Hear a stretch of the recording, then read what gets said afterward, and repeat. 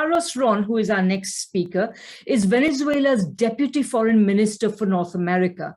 And he's also the president of the Simon Bolivar Institute for Peace and Solidarity Among Peoples. There are, like Kate, few other people, in fact, like most of our speakers, but still there are few other people who are more qualified to speak about the dangers that NATO represents, particularly from the point of view of the third world and also from the point of view of countries like Venezuela, against which the wrath of the United States has been rained for so long and so severely. Carlos, please go ahead. Yes, well, thank you very much. And again, it's a pleasure to be able to be with you on a day like this and to discuss these very important issues for us. I wanted to, I know a lot of the speakers will concentrate on current issues, particularly near or in the area of Ukraine and Russia. And I will just say a few words on that, but I would try to concentrate more from the Latin American perspective of NATO's influence. In general terms, though, I would like to say that here in Venezuela we have recognized and that the role that NATO has played in not only in the current situation, specifically since February, March events, but throughout all this history of Europe, has been a role of not only for NATO, but really for the US policy of domination and imperialism throughout the world. This is important because we must not forget this when we analyze current events and when we analyze the impact that they are going to that they want to have in a larger world scenario. I say this because we've been speaking for several months now on this emergence of a new Cold War type of scenario and attitude, where the United States, in its dispute with other powers around the world, but in particularly with its dispute with China, needed to recompose its stance in the world, and particularly on the Atlantic, as the administration of Donald Trump left several weaknesses in the traditional U.S. alliance. So it was no surprise, at least from our perspective, it was no surprise that a new conflict opens up in Europe, where the United States is attempting to rally again its allies in the Atlantic, allies that have for different reasons distanced themselves from the United States or did not follow the exact policies expected from them by the U.S. administrations. This means that what we are seeing now, this completely changed has been changing in the last several weeks, and now we see again this closer ties and closer following of Europe and towards the United States. And what we think is, when we see is, this is not only an issue of the U.S. Trying to take a position against Russia and affect Russia in general terms, but I think we must see it as a longer term initiative that will rally U.S. and establish its domination over the Atlantic alliances or the Atlantic countries that influences not only in Europe but also in Latin America, looking towards a greater possible conflict in the future where China would also be involved. I think in this, we must see this as in that wider range of analysis. We have, from Venezuela, we have always maintained a very strong position in favor of peace because we believe in diplomacy. We have been establishing with other nations a group of friends of the United Nations Charter, whose intention of this group is to defend the principles of diplomacy, to defend the idea of multilateralism, and that we can always come back and find a way to come back to the negotiations, the diplomatic negotiations, in order to avoid war, as was the original intent of the United Nations. So we of course wish, and we say this from Venezuela, that we hope that there are solutions to be found, and that peace is of course that it can be imposed in the region, but we cannot overlook how NATO has been provoking, has been giving the conditions so that peace is not achieved. Because rather than a strong display of diplomatic actions that would have brought, that might have helped bring this to this current conflict in Ukraine to a more rational solution that avoided conflict. What you see from NATO is, more promotion of war. You see more weapons being sent. So you see that the role that NATO has been taking now, as it has been for the last decades, is still a role of promoting war and promoting benefit for the industrial war machines, the industrial producers of weapons, to continue with their business and renew their technologies. In Latin America in general, and I think this is something that we should look at carefully. In Latin America in general, what has been our concern of most recent is this idea that Colombia, which is a neighbor to Venezuela, has become a global partner of NATO. Now, as we understand this, the global partner is not a full member, meaning that they're not bound by Article 5 to be defended in case of aggression. They have no other input on the decisions, the large decisions that are taken by NATO as an organization. This is actually not even something that is consulted, to my understanding, that is consulted to NATO members in general, but it's actually decided by the US Congress, this idea of giving them this global partner status.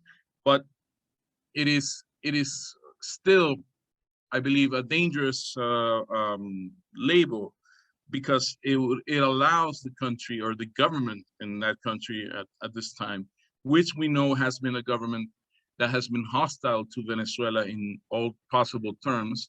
It allows this government this Colombian government of President Duque, to now claim he has some sort of support and have some sort of mandate from NATO to carry out whatever policies they want to do with regards towards Venezuela. This is something that is, of course, because of this history of hostility, something that we believe is very dangerous. Now, if we go back to the history of Colombia to understand what the meaning of this is, we have to put this in context, that this is not the first time that Colombia is partnering with the United States or with its allied forces, but rather this is something that has been going on ever since the 1960s, when the Civil War broke out in Colombia. And Colombia, as you know, is in a very strategic place in Latin America. It's located where South America meets Central America. It has both an exit towards the Atlantic as well as towards the Pacific Ocean, and of course there's a lot of minerals that Colombia itself has, but also it's in large proximity to the world's largest oil reserve, which is in Venezuela, and great sources of water, that are located both in Venezuela, Brazil, and in the whole Amazon region. So for the unity of Latin America, for the development of Latin America as a whole region, Colombia has always been a key player and a key place. Now, since last 5 or 6 years, or actually I should go back a little bit, since the end of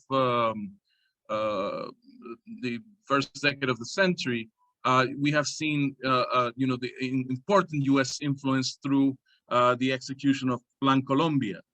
Now, Plan Colombia was originally designed under the Clinton administration as a plan to combat drug trafficking. That's the way it was portrayed, to combat drug trafficking and to put some sort of an end to the Colombian Civil War. It continually during all these years, the U.S. policy towards Colombia has eventually has been changing according to the enemy in turn. First, there was a fight against communism when it was an issue of the guerrilla warfare against FARC and ELN. But then it changed to drug trafficking and terrorism, and then whatever's the threat is at the time. Now, the important thing is that this Plan Colombia, signed in 1999, in a document that was originally written in English, and the Colombian president at the time, Andrés Pastrana, signed the document without reading it, obviously, because he did not speak English, and did not sign the translation of the document. It basically re-engineered the Colombian conflict and placed and opened the door for the United States to completely have a strong military presence in Colombia. Now, when I say this, you have to think that Colombia has seven U.S. bases on its territory, but the agreement also allows Colombia's military bases to be open to U.S. presence. So when we say that in the region, in the whole South American, Latin American region, the United States has 70 bases in total, we're not even counting the fact that they have all of the Colombian bases, because they have access to all of the Colombian bases. And they also have, and something that's very important too, that this agreement allows not only for them to be at these bases, but they are granted immunity. The U.S. military forces are granted immunity so that anything that they are accused of doing in these bases or around they're not going to be able to be processed by local authorities, nor being taken up to the International Court of Justice. Now, this is very important because when you see during the last decades or so, the number of reports of sexual trafficking, of sexual abuse that has been taking place around U.S. bases, something that, by the way, we all know is not exclusive of Colombia, but we have many reports of places such as Japan and Vietnam and other places of the sort. Well, all of these accusations that can be brought up, or that have been brought up against U.S. troops, are completely ignored because Plan Colombia gives them the coverage and the immunity to do this. Now, I know that we're not speaking specifically about NATO actions in Colombia, but it is important that you understand what the connection and the power that being a global partner gives the Colombian military and gives the United States in this case. After since the reactivation of the 4th Fleet in 2018, the Southern Command now has taken operations in the Caribbean and in the Pacific, many of them claiming to be operations against drug trafficking, but threatening, of course, a country like Venezuela. There have been many instances where airplanes have crossed into our space monitoring the space, the airspace we monitor, trying to collect intelligence or doing other things, and also ships have been near our waters, and we understand this as a sort of intimidation threat against Venezuela.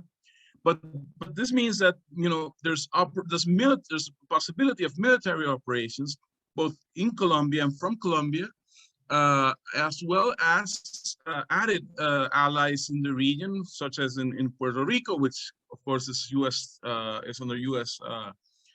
Colonization, and it's the starting point of any invasion in Central America, as has been historically, but also because there's presence in the Caribbean of other European and NATO members, like French, British, and Dutch colonies also are present still in the area. This for us, again, as we have been the target of U.S. aggression in different type of strategies in a hybrid war that includes sanctions, that includes diplomatic attacks, that includes the stealing of Venezuelan resources, that includes the recognition of an unelected parallel government.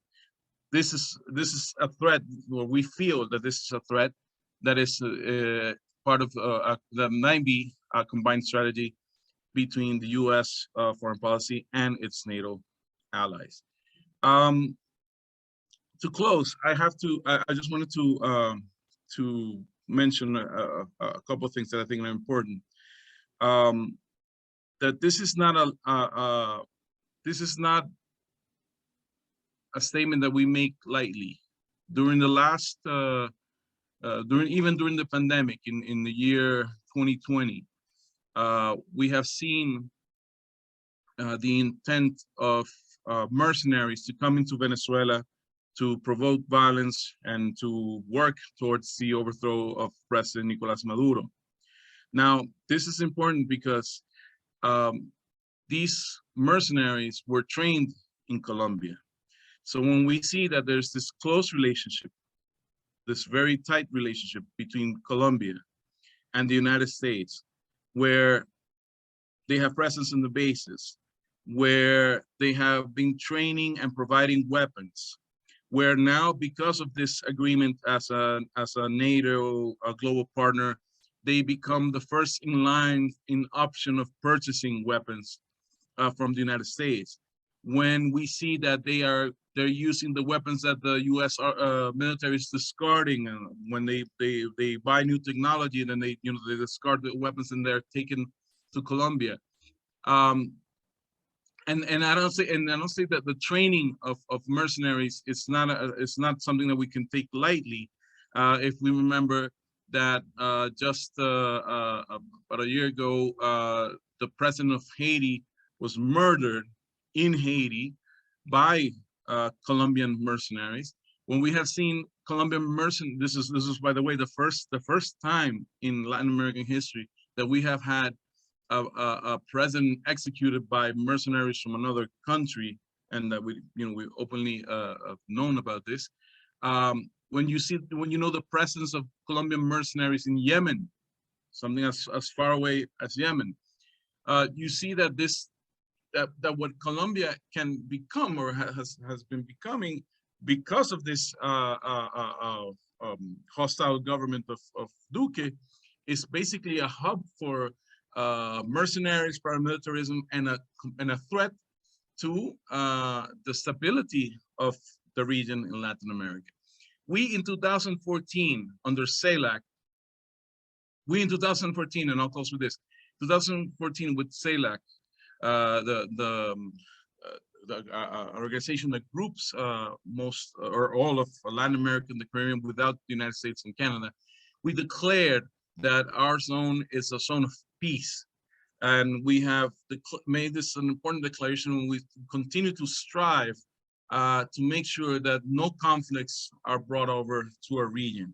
So it is of great concern what NATO expansionism can do, not only what it's doing today currently in Europe, but the possibilities that it can expand its conflicts here in our region. Thank you very much.